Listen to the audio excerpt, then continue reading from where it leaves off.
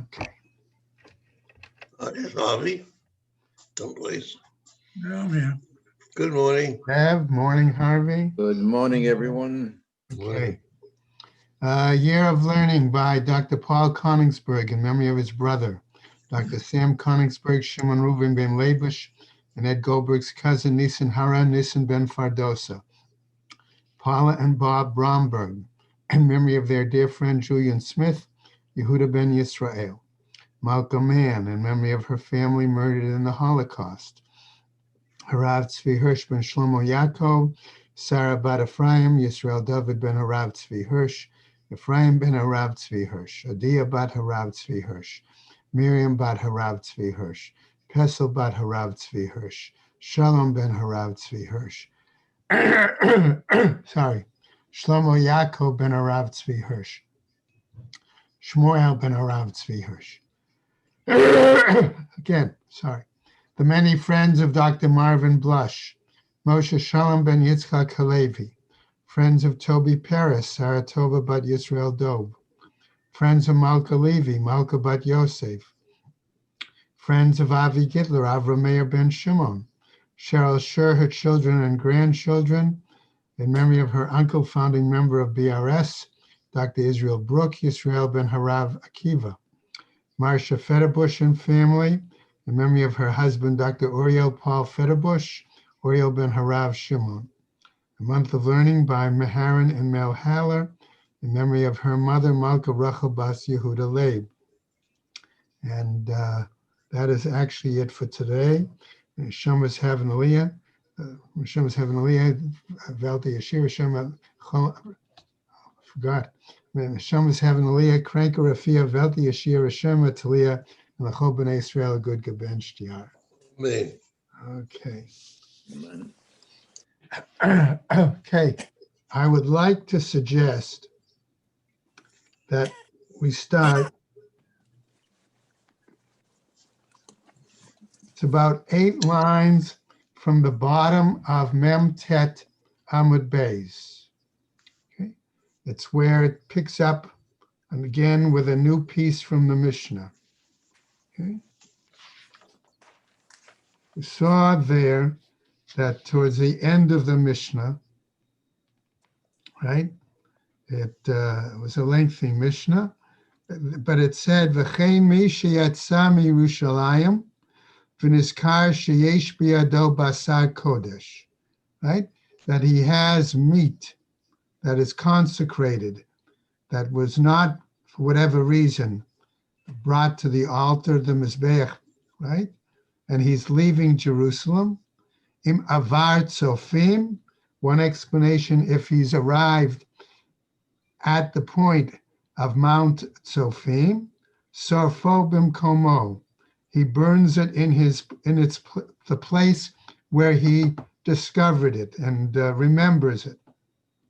Ve'im lav, and if not, if he didn't get that far out of Jerusalem, chozer v'sorfo lifnei habira, he must go back and burn it, okay, on the, let's say on the Mizbeach, me'atzeh hamaracha, okay, in regarding to the associated wood pile, okay? And then the Mishnah went on, okay? So we're coming back now to that point on Mem Tet, as I said, Amud Beis, about 8 lines, V'chein mi sheyatsa v'chulei. Okay? So the question we're going to deal with really is, since the Mishnah asks in that point, Va'ad kama hein chozrin, what's the measurement? Zeh v'zeh b'kebetza, whether it is the meat or chametz, leaven. Rabbi Yehuda Omer says the equivalent is a egg volume, right? Rabbi Yehuda says zeh v'zeh b'kazayit, okay, that the volume is that of the olive. The Chachamim Omrim, but the rest of the Mishnah said that basar kodesh b'kazayit, that consecrated meat would be by a measurement of an olive, and chometz b'kabetza, and chometz egg volume. So we come back now to see the following, says the Gemara, right? As I said, Memtet Amud Beis, about 8 lines from the bottom. Okay. V'chein mi sheyatsa v'chulei, l'meimra de Rabbi Meir savar kebetza hu dechashiv. This comes to tell us that Rabbi Meir holds that a egg volume is a significant measure, a significant amount. And Rabbi Yehuda savar kizayat nami chashiv. Does that mean that Rabbi Yehuda is of the opinion that an olive's amount is a significant amount? Or minhei, but will bring a contradiction. Excuse me, by usually citing a braita. Ad kama hein mizamnin. Okay, what is the amount of food necessary to require obligation of Birkat HaMazon? Ad kazayat, an amount equal to an olive's amount. Rabbi Yehuda, right? For Rabbi Yehuda Omer, says Rabbi Yehuda, ad kibetza, and it has to be the amount of an egg volume. Okay? Now, Amar Rabbi Yochanan, Muchlefet Hashita. Rabbi Yochanan says, you've got this braita that seemed to contradict what was in the Mishnah. Therefore, according to Rabbi Yochanan, one should switch the approaches of Rabbi Meir and Rabbi Yehuda. However, Abaye Amar says, Abaye lo olam lo tipoch. Never change it. Namely, hatam bekar'e plige. No, there it's because they're arguing more about verses. Hacha bisvara plige. And here, in our case, they're arguing about the logic. And now the Gemara clarifies. Hatam b'karai plige. There, we're talking about arguing about verses. Why? Rabbi Meir Savar, Rabbi Meir is of the opinion as follows. When you darshan the pasuk, v'achalta v'savata ubeirachta. Okay? V'achalta, zo achila. That's eating. V'savata, okay, satisfied. Zo shtiya. That's in regards to drinking. V'achila b'kazayat. And any kind of eating is measured by a olive amount. V'Rav Yehuda Savar, Rav Yehuda darshaning the same pasuk. V'achalta v'savata, you shall eat and be satisfied. Achila sheyesh ba svia. It's eating in which one has a degree of satiety. Ve'ezozo, and what is that? Kibetza, the equivalent of an egg volume. Okay, so hacha v'svara pligi. And here in our case, okay, of the chametz is what the implication is. It's based on logic. The Rabbi Meir Savar, chazarato kitumato, that Rabbi Meir holds that one must return similar to a status if one becomes tameh. In other words, what's the measurement, okay, in that situation? Mat tumato b'kabetza, the same way his tuma would be a volume of an egg, af chazarato b'kabetza. So likewise, the measurement for returning has to be that. But Rabbi Yehuda Savar, but Rabbi Yehuda is of the opinion, chazarato ki isuro, that his return is based on the measurement of what's prohibited. Ki isuro is what we said, right? Ma isuro b'kazayit, the same way, okay, that the prohibition of chametz, okay, right? What happens, okay, is measurement of a olive, right? Af chazarato b'kazayit. So likewise, A return is on the amount of olive, right? Now, Tanya Rabbi Natan teaches in a Braita, Omer zeh v'zeh kishtei beitzim. He says in both cases, Rabbi Natan holds that it's the equivalent of 2 eggs. V'lo hodu lo chachamim. But the sages did not agree with him. Forget about it. We go on now. Now what happens? Since we were talking, okay, about the idea of having to return to Jerusalem, okay, with regards to this consecrated meat, we're going to take a little side digression, okay, regarding Jerusalem. V'haya bayom hahu lo yeh or yikarot v'kipaon, a verse cited in the prophets, right? Zechariah, actually. Okay, in that day there will be no or Yerakot. Okay, or Yerakot and Kipaon, really. So what does that imply? Okay, my Yerakot v'Kipaon. What do we mean by that phrase? Something that's Yakar, okay, and something that's Kapui. Amar Rabbi Elazar, he says, Ze or sheyakar ba'olam hazeh. That is the idea of light, which is significant in this world. V'kapui le'olam haba, but it's insignificant in the world to come, because the world to come will always have light, not day and night. Rabbi Yochanan is going to give a different explanation. Okay, what is the difference between Yakar and Kapui? Rabbi Yochanan says, Elu Negaim v'Ohalot. These are the tractates. Nagaim, dealing with, right, leprosy, and Ohalot, dealing with tumor, right? Sheyikarin hein ba'olam hazeh, that they are dear. In other words, they're heavy. They're difficult in this world. V'kipuyin, but they are easy, hein le'olam haba. They will be easy in the world to come. The next explanation. Rabbi Yoshua. Sorry, just a quick drink. Okay. Rabbi Yoshua ben Levi says as follows.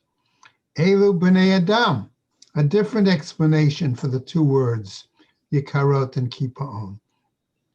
These refer to people, sheyikarin hein ba'olam hazeh, that they are dear in the sense that they are important in this world, either because of wealth or because of knowledge. V'kipuyin hein le'olam haba, but they are unimportant in the world to come. Okay, and now the Gemara is going to bring a story to try to support the explanation of Rabbi Yoshua ben Levi. Kiha the Rav Yosef berei the Rabbi Yoshua ben Levi. Like that case of Rav Yosef, who is the son of Rabbi Yoshua ben Levi, Chalash, when he was sick, V'it Nagid, and he went into a coma. Ki Hadar, when he came back, in other words, when he recovered, okay, Amarle Avuha, his father said to him, Mai Chazit, what did you see? Amarle, he said to him, Olam Hafuch Ra'iti, I saw a upside down world, okay, namely, Elyonim Lamata, V'tachtonim Lamala, that those who are on the bottom were now on top, okay, and those were on top, now on the bottom, and those who are on the bottom are now on top, okay? In other words, so he goes on, Amarlo, so Rabbi Yoshua ben Levi says to him, Bani Olam Barur Ra'ita, that you saw really the clear world. In other words, you saw a real picture of what the Olam Haba is like. Okay. And therefore he goes on and asks him, Va'anan hechi hatam, and we, namely the scholars, where are we there? Ki hechi deitu anan hacha. He responded, for, okay, we, as we come there, like here, hachi itnina atinan hatam. So here we come to there. In other words, their status as scholars is the same in this world or the next. Okay? Now, the Gemara picks up and says, V'shamati shahayu omrim, ashrei mi sheba lekan v'talmudo biyado. Okay? And I heard them say regarding the scholars, happy is the one who comes with his learning handy. Okay?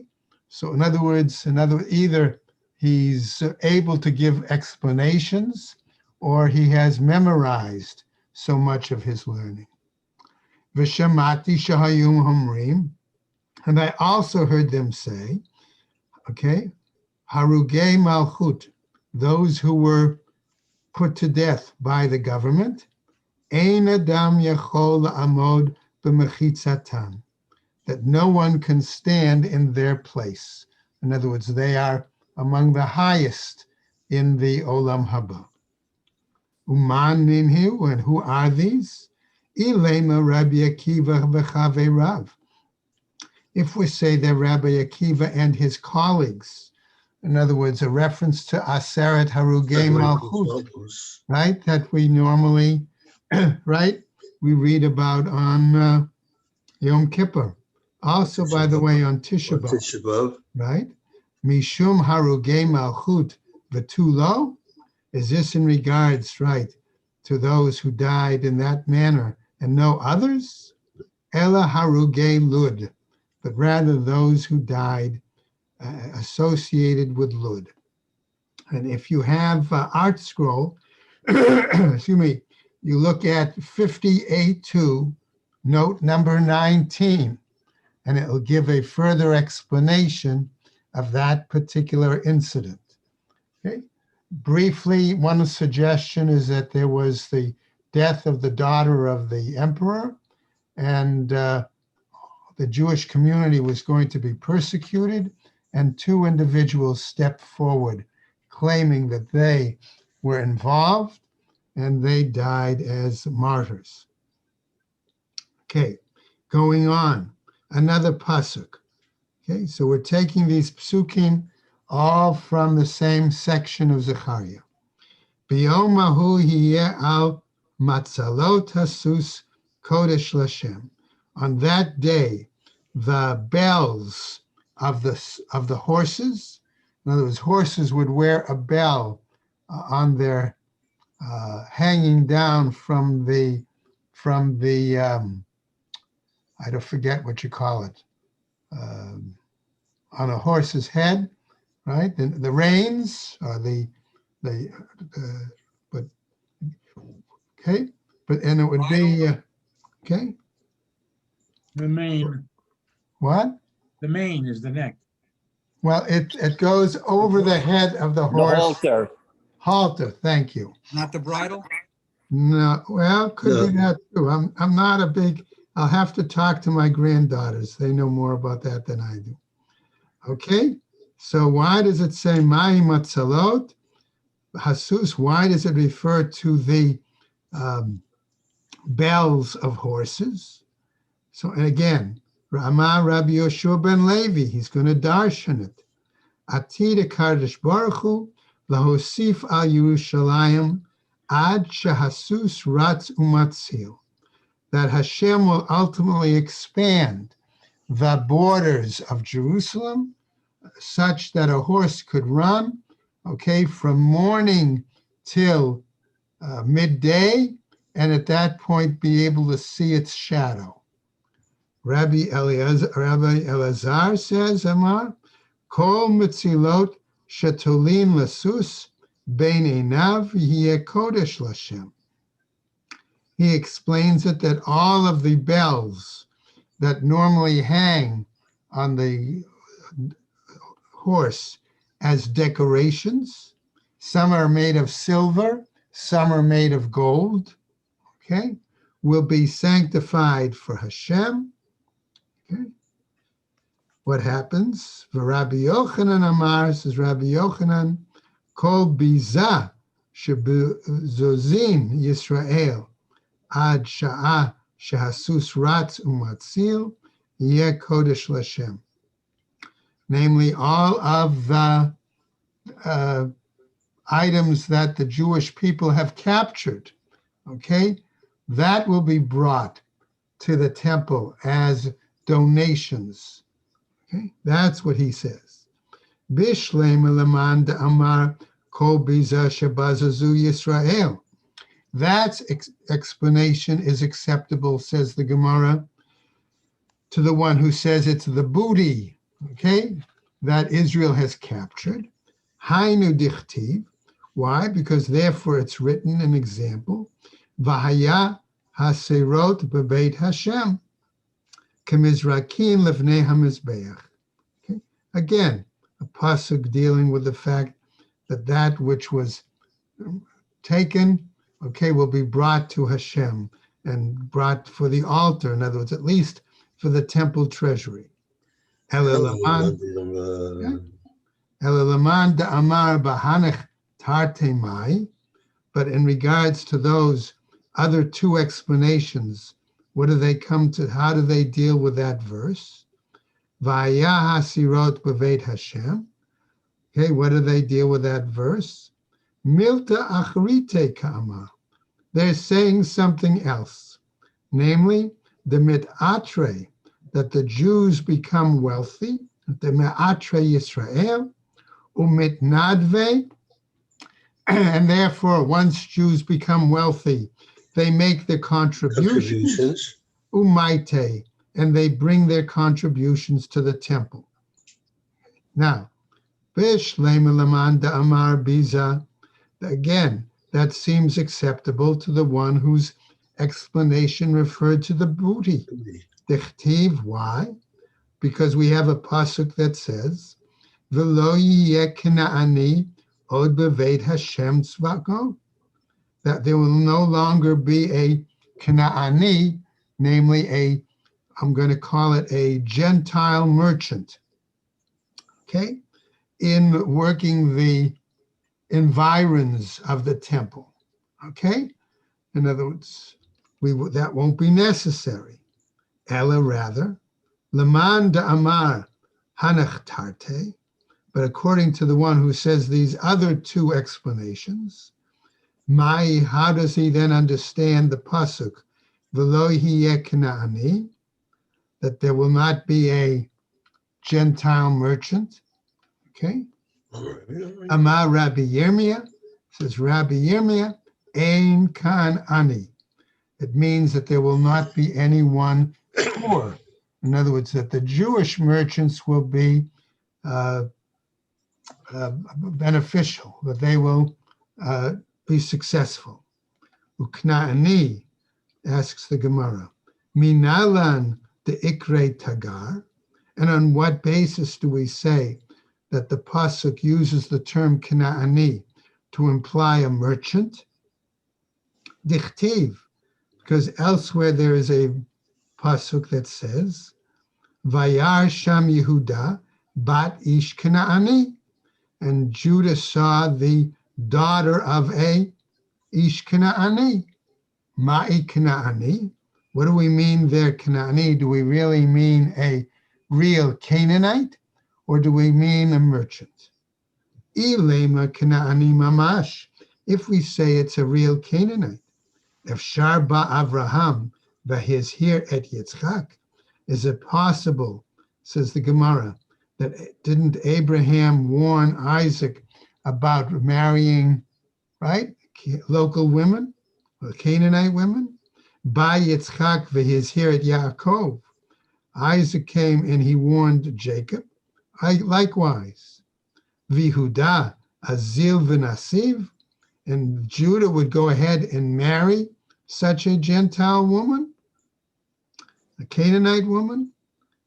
Ela Amar Rabbi Shimon ben Lakish, but rather Reish Lakish says, Bat Gavra Hagra. It means that she was the daughter of a merchant. Dichtiv, why? Because it says elsewhere in another pasuk, Kinaan biyado maznei mirma. Okay, that the merchant has in his hand scales of deceit. Wow. Right? Ve'ibayit ema. And if you want, I might say mehacha from the following verse. Asher sochreha sarim kinaaneha nichbedei aretz. Again, another pasuk, right? Now, vahayahash. So now, having explained that, they cite again another verse for drasha. Vayah Hashem lamelech al kol haaretz, bayom hahu yeh Hashem echad, ushmo echad. Now, Gemara asks, Atu ha'idna lav echadhu? Since today, are we saying he's not one? Amar Rabbi Acha bar Chanina. Lo, he says, Ka'olam hazeh ha'olam haba. This world is not like the next. Ha'olam hazeh al besorot tovot omer baruch hatov ha'meitiv. On this world, when we have good news, we Right. recite the blessing of hatov ha'meitiv. Native. Va'al besorot ra'ot, and on evil tidings, Omer Baruch Dayan Ha'emet. We say Baruch Dayan Emes. Le'olam haba, in the world to come, Kulo Hatov v'Hametiv. It is always the recitation of that which is good. Hatov v'Hametiv.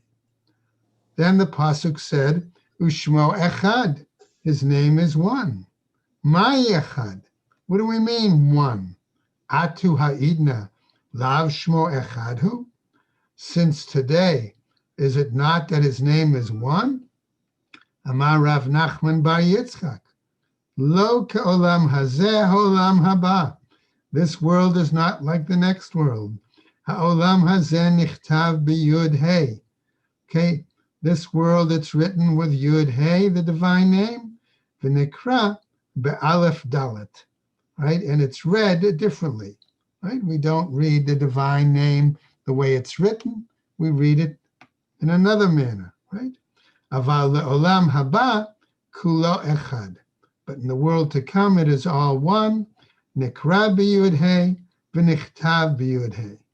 Okay, it's written as well as, in other words, it's read the way it's written, the divine name. Now, a new piece from the Gemara. Okay, since we just mentioned a drasha regarding the divine name, the Gemara tells us the following. Savar Rava, the Midrasha B'Pirka. Rava had the intent, the opinion, to give a public lecture on the significance, meaning, pronunciation of the divine name. Okay? Amar lehahu Saba, and a certain elder said to him, Le'alem, namely in the pasuk, okay, if we looked right at the pasuk, right, it says,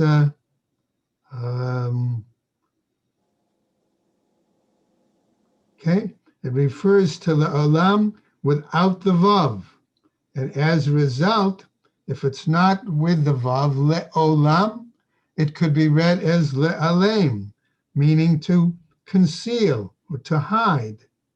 And therefore he's suggesting to him that he should not give such a drasha to reveal the pronunciation and meaning of the divine name. Okay. Kativ, that's what's written. Now, Rabbi Avina raised a contradiction. Kativ, it's written, Zeh Shemi Le'olam. That's my name forever. V'zeh Zichri L'dor Vador. Okay, and that's my, let's say, memory, my being for each generation. Amar HaKadosh Baruch Hu says, it's as if Hashem is saying, Lo k'she'ani nichtav ani nikra. Nechtav ani b'yud he, v'nikra ani be'elef dalet. Okay, that while the name is written one way, it should be pronounced and recited another way. Okay, we're now going to we finish Hadran Alach Elu Ovri. We finish that parak. We go now to parak Ravi'i of Psachim, which is going to start a new theme in general. Okay, whereas it makes a transition, still dealing with Pesach, namely the question of when is the cessation of work on Erev Pesach? We know clearly, okay, that from after Chatzot, after midday, work is not permitted, Erev Pesach, because number one, people would be needed the time to bake their matzah, to get their Korban Pesach ready, other things, okay? But the question is, what about before Chatzot? As a result, the Mishnah and then the Gemara is going to deal with what about the issue of Minhag HaMakom. That becomes a major theme of this parak. Right? So we pick up now with the new Mishnah.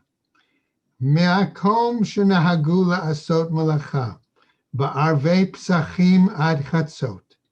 That place, that community, I'm going to say, where they had the custom to do work on the eve of Pesach up to midday, osim, they do the work. Makom shenahagu shelo la'asot, a community where they had the custom not to do work, Pesach morning, ein osim, they don't do work.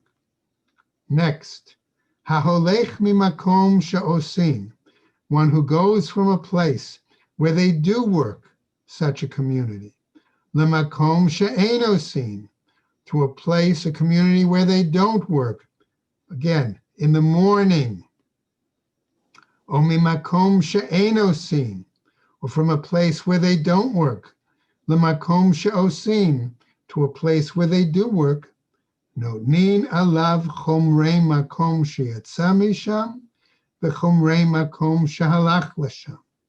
We place on him the stringencies of the place where he left and the stringencies of the place where he arrives. Okay? Now, the Mishnah continues on Nun Amud Beis, right? Va'al yishane adam mipnei hamachloket. And a person is not permitted to change lest it bring about conflict. Kiyotsebo, says the Gemara, in a similar manner. Hamolech perot shvi'it, one who is transporting produce, that is sabbatical year produce. And remember, we say that produce is only viable for people so long as it can't be worked, so long as it's growing in the fields where animals, wild or domestic, can have access to it. Once it's no longer in the field for the animals, a person can no longer have it in his home. So one farmer, whatever, transports such produce. Mimakom shekalu, from a place where the shavi'is produce ceased to be available in the fields. Lemakom shelo kalu, to a place where it's still there in the fields. O mimakom shelo kalu, or from a place where it did not cease. Lemakom shekalu, to a place where it did cease.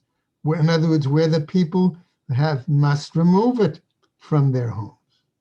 Chayav v'va'er, he is obligated to remove it from his home. Right?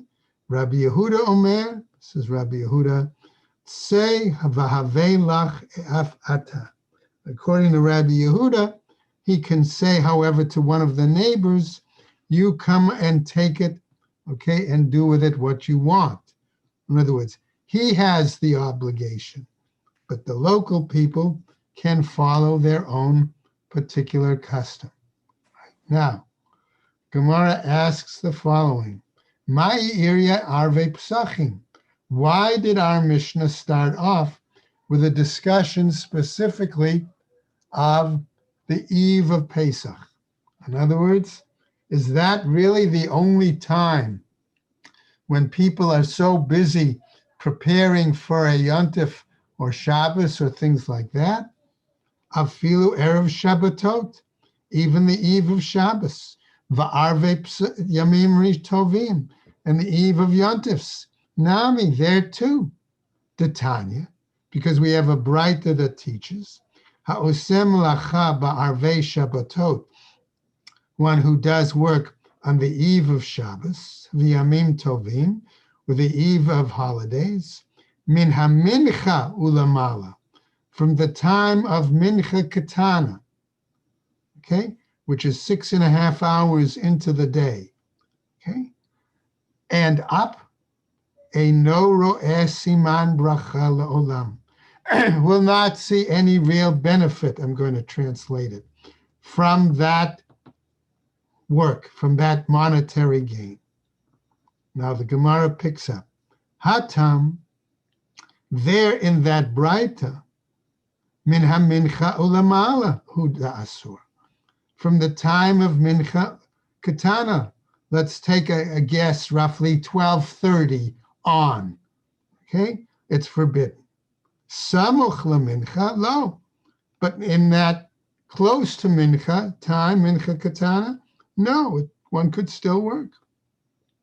Hacha, in our case of Erev Pesach, mechatzot inami, it's from midday, okay? Also, hatam siman brachahu delo chazi, there any benefit he's not going to see. Aval shamuti, but in terms of excommunication or putting a ban, lo misham tinam le, we don't excommunicate or put a ban on him. Hacha, here, though, in regards to Erev Pesach, shamuti nami misham tinam le. Not only won't he see any financial benefit, but he will be under a ban, excommunication. Okay. Now, having said this Braita that seemed to identify for other occasions except Erev Pesach, right? One could work up till the time of Mincha Katana versus Pesach, which is Chatzot. Okay. Let's go back and examine that Braita, says the Gemara.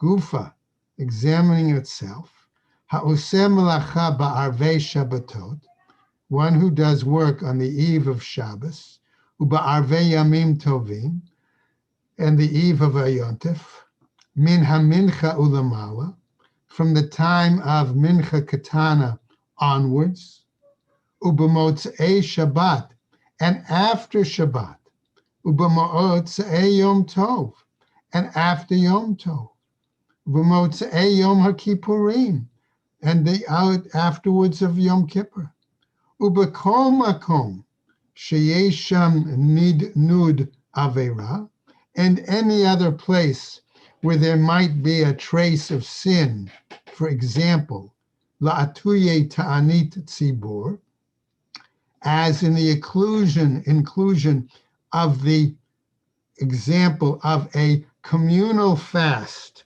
Usually it's the third fast in a series of 3 that is brought on the community because of a concern about drought. Okay? Eino ro'eh siman bracha le'olam. One will not see any benefit whatsoever. Now, our new Braita says, Tanu Rabbanan. We're going to get now the whole rest of the Amud is going to give us a number of Braitot from the Tosefta that deal with various issues. First example, Yesh zariz v'nizkar. There is one who is diligent and gets rewarded. V'yesh zariz v'nifsad. One who is diligent, but he loses out. Yesh shafel v'nizkar. There is one who is lazy and he's rewarded. V'yesh shafel v'nifsad. And one who is lazy and loses out. Zariz v'nizkar. The one who is diligent and is rewarded. Da'avid kuli shavta, that he works all week. V'lo avid b'ma'alei shavta, but he doesn't work Erev Shabbos. Zariz v'nivsad, he's diligent but loses out. Da'avid kuli shavta, that he works all week. V'avid b'ma'alei shavta, but he also works Erev Shabbos. Shafal v'niskar, he's lazy, but he's rewarded. Delo avid kuli shavta, he doesn't work all week. V'lo avid b'malei shavta, and he also doesn't work Erev Shabbos.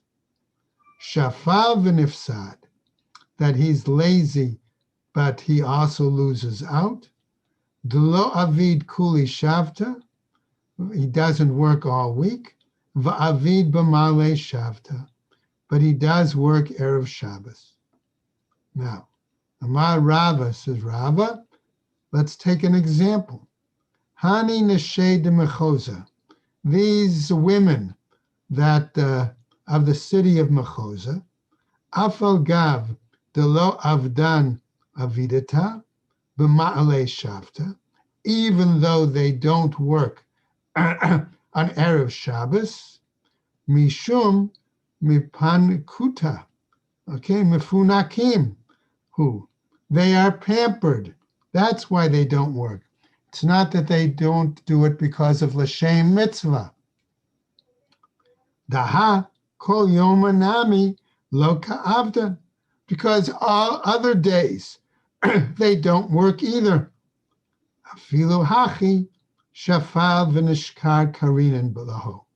Even in that case, we would consider them lazy, and yet they are rewarded. That's what we refer to them. Now, Rava Rami.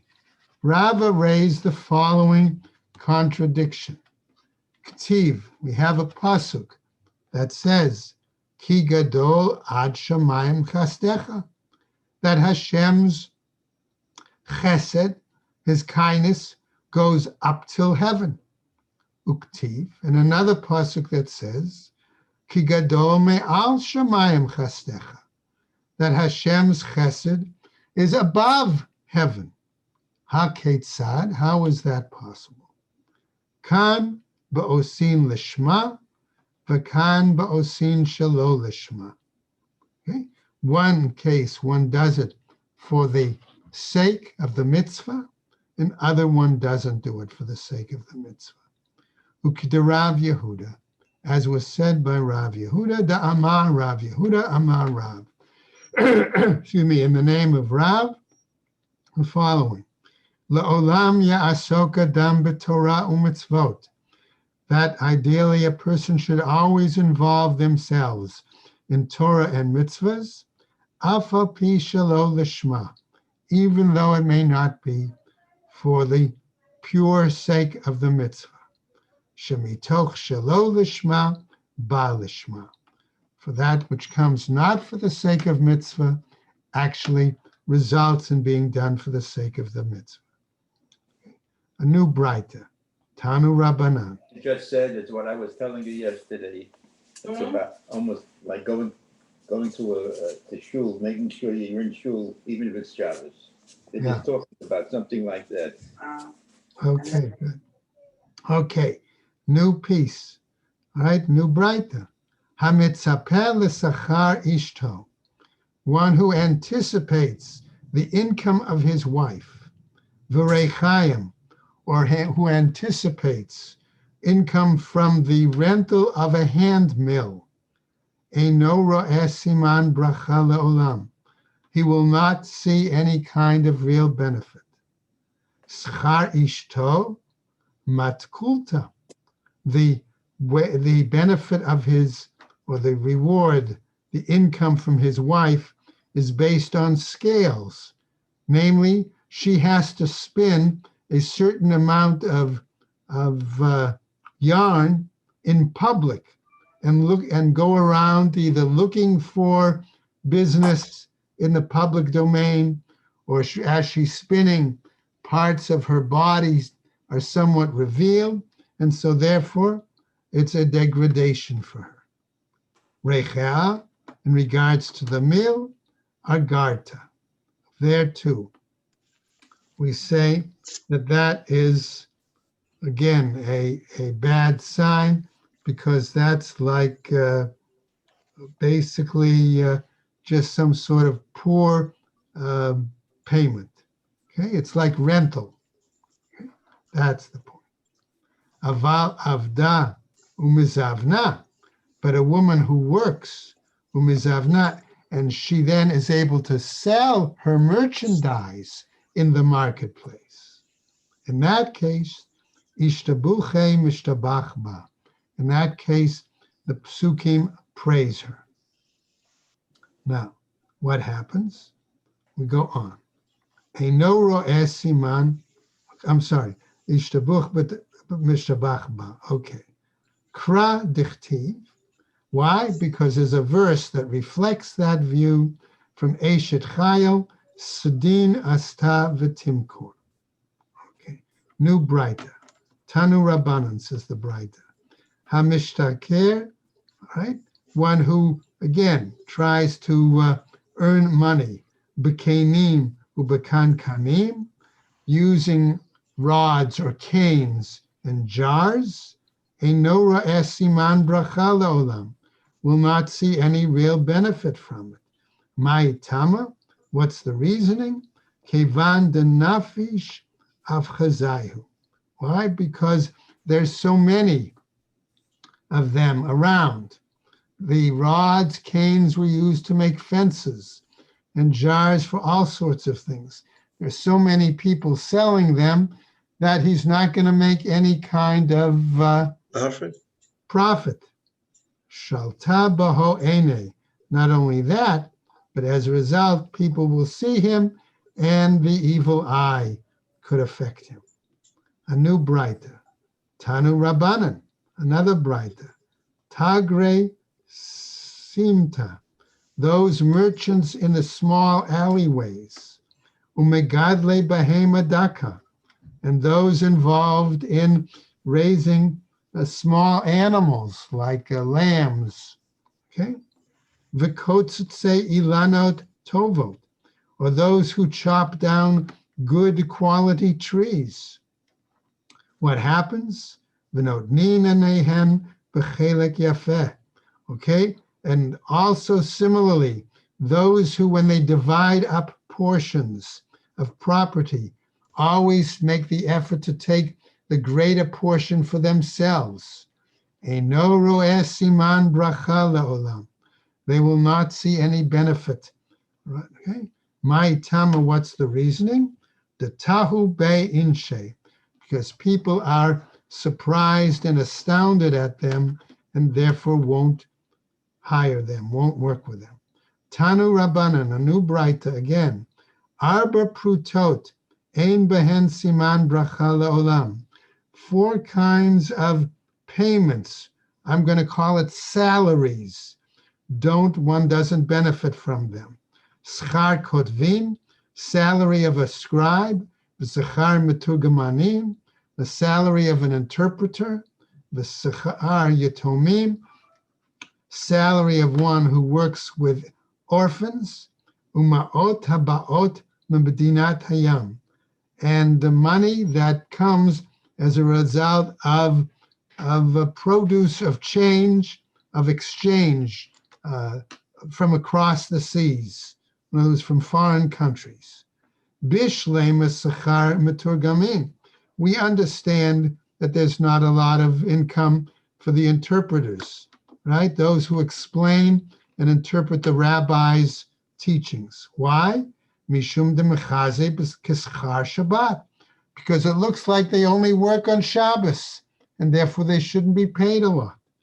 Uma'ot yatumim, and as far as those who deal with the money of infants, nami, there too, lav b'nei mechila ninhu, because the orphans are not able to report back, to be able to seek arrangements. They're minors, and therefore they can't claim their appropriate portion, okay? And so therefore, somebody who acts as a guardian for them could rip them off. Ma'ot haba'ot mi bedinat hayam, okay? Any income that comes from seafaring exchanges, right? Why? Mishum delav kol yoma mitrachesh nisa. Not every day is there going to be a miracle. Okay, in other words, how can you be sure that that ship isn't attacked by pirates or gets a problem because of the weather, storms? Eles char kotvin ma'in tama, the reward of the salary of scribes. Why is that an issue? Amar Rabbi Yoshua ben Levi, he says, Kaf dalet ta'aniyot yashvu anshe knesset hagdola. 24 fast days, the members of the anshe knesset hagdola sat al kodvei sfarim tefillin umezuzot, for those scribes who write Torah scrolls, tefillin and mezuzahs, shelo yit ashru, that they will not become wealthy. She'ilmalei mitashrin, because were they to become wealthy, ein kodvin, they would not continue to write those sacred items. Tanu Rabbanan, a new braita, kodvei svarim tefillin umezuzot, the writers, the scribes of tefillin and Torah scrolls and mezuzahs, hein v'tagrehen v'tagrei tagrehen, they and their merchants and their merchants' the kol ha'uskin b'melechet shamayim, and all those who are involved in holy work, right? Ro'im, okay, are carefully observed. In other words, they are to be watched so that they can continue to do their work. Oh, I'm sorry, I've skipped something. Sorry. Le'ituye mochrei tchelet, and that includes those who sell, right, blue threads for telesim. Einan ro'in siman bracha le'olam. They will not see a benefit from their work. Ve'imoskin lishma, but if they do their work for the sake of the mitzvah, ro'in, then they will see benefit to their work. Okay? B'nai Baishan, we have the following story.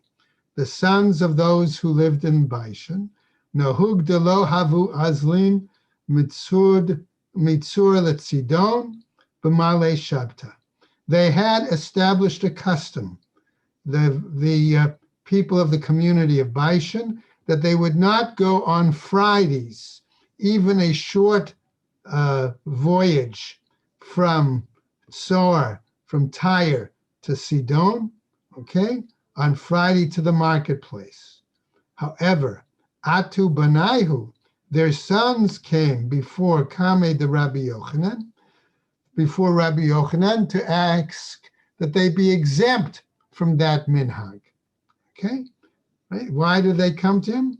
Amrulo, they said to him, Avhatan, our fathers, Efshar laho.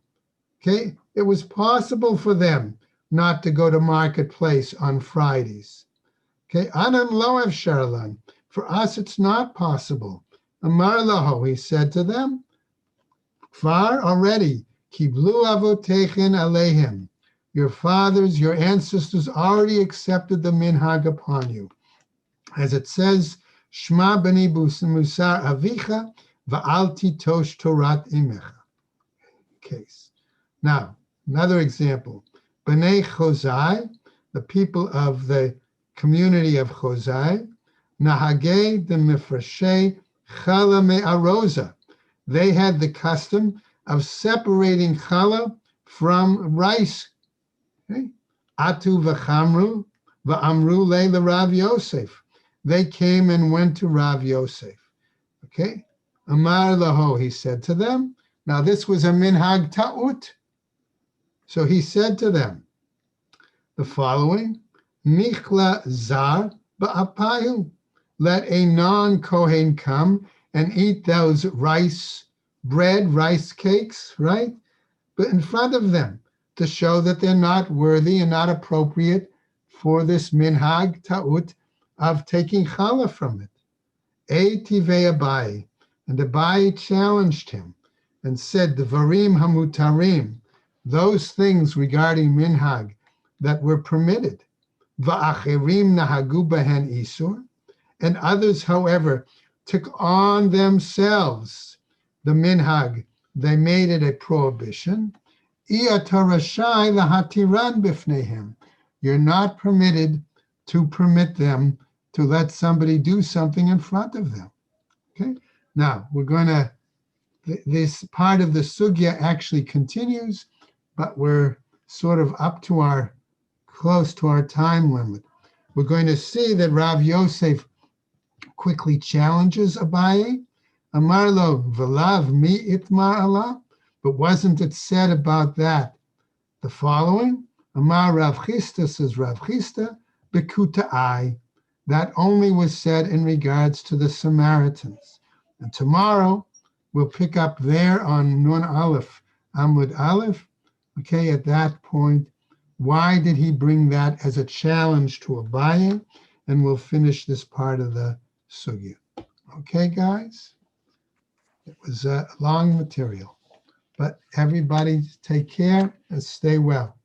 All right? Thank you, Rabbi. Have a Okay. great day. Thank you very much, everyone. Have a great day. Stay warm.